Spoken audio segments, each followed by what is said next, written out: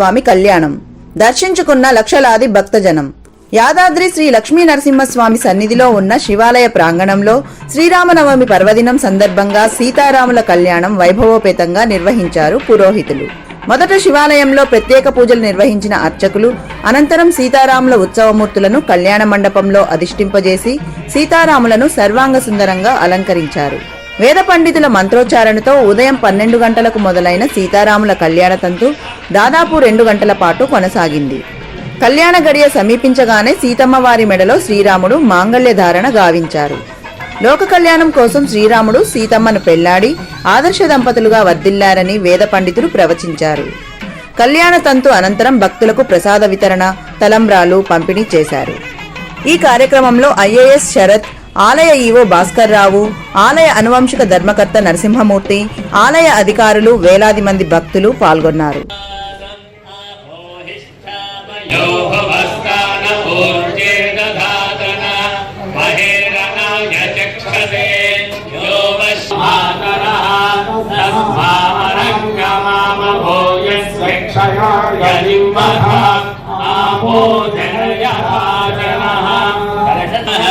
ఓం బ్రహ్మణే నమః. ఓం వాస్తుస్పతయే నమః.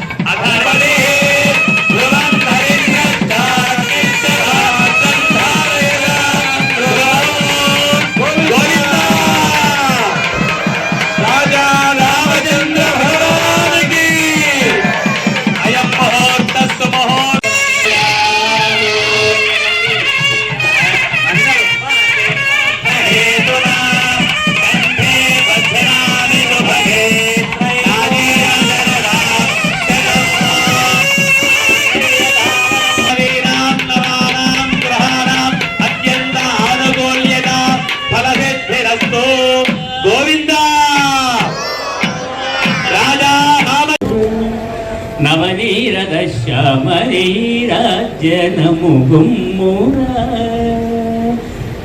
మోమున నగవు శ్యామలమైన